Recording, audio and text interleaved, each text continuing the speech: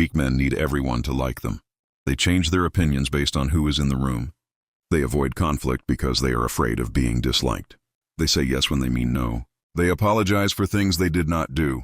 And they spend their entire lives as slaves to the opinions of people who do not even think about them.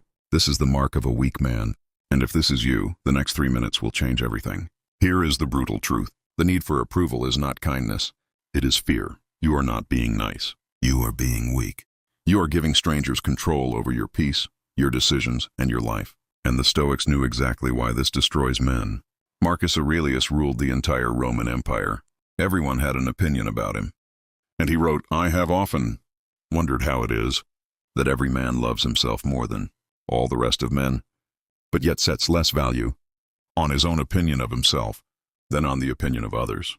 He understood that seeking approval is self-betrayal. You know your own worth, but you ignore it the second someone else questions it. Here is what happens when you need everyone to like you. You become a liar.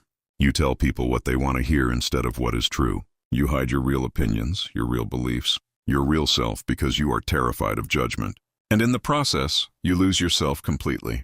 You become a reflection of everyone else instead of a man with his own identity. Epictetus said, "If you want to improve, be content to be thought foolish and stupid." Strong men do not need validation. They know who they are, they know what they believe, and they do not change based on the room they are in. Weak men are different people depending on who is watching. That is not strength. That is slavery. Here is why you do this. You think being liked equals being safe. But this is a lie. The people whose approval you seek do not care about you. They are thinking about themselves. And even if they like you today, they will forget you tomorrow. You are trading your soul for the temporary comfort of strangers who do not matter. Seneca wrote, "We are more often frightened than hurt, and we suffer more in imagination than in reality." You fear being disliked. But what actually happens when someone does not like you? Nothing. They move on. You move on. The fear is bigger than the reality. Here is how you break free. Starting today, say what you actually think. Not to be rude, but to be honest. Stop twisting yourself for approval. Stop apologizing for having boundaries.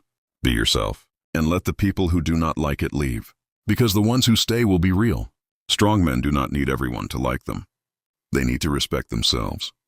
If this freed you, support the channel with a like and subscribe to join the men who stopped seeking.